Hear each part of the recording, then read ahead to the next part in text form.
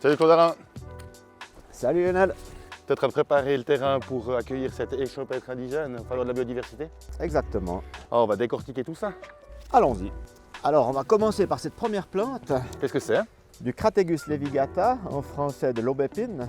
Je vais commencer en premier par le soin aux racines, c'est-à-dire couper les racines déchirées pour éviter les risques de pourriture et ensuite corriger la partie aérienne s'il y a des blessures ou des cassures.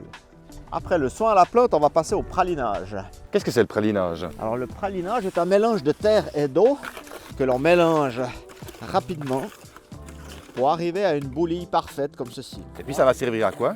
C'est pour éviter les poches d'air et le dessèchement des racines. Et puis comment tu vas mettre ça sur ton système racinaire? Alors on pratique comme ceci.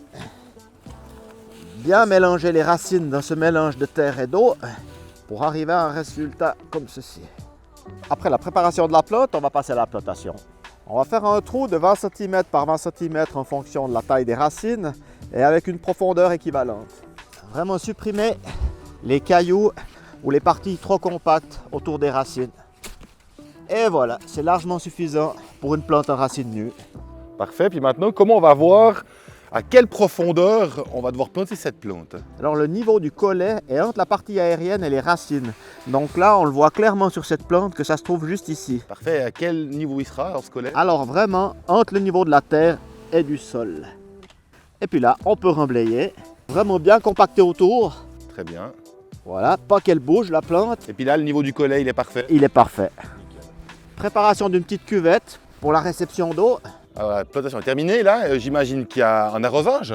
Exactement, en arrosage abondant après la plantation et après un suivi d'arrosage pendant toute la belle saison, c'est-à-dire contrôler qu'il n'y ait pas de dessèchement sur la surface. Et puis un arrosage copieux, pour toi, c'est quoi? Bon, c'est vraiment pour un petit arbre comme ça, c'est vraiment 10 litres d'eau. 10 litres d'eau. Alors pour limiter l'arrosage, ce qu'on peut faire, c'est pratiquer un paillage. Un paillage, c'est soit du bois fragmenté ou du roseau fragmenté. Alors là, ce que je propose, c'est de mettre une couche de 10 cm de roseau pour limiter l'évaporation et le dessèchement de la terre. Et en plus d'être esthétique, c'est nickel pour limiter le désherbage. Ah, moins de mauvaises herbes, tu me dis là. Exactement. Ouais, ça m'arrange bien, ça.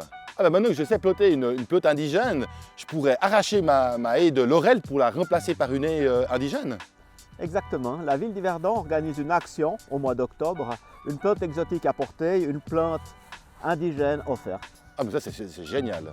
Exactement, comme la plante indigène qu'on vient de voir.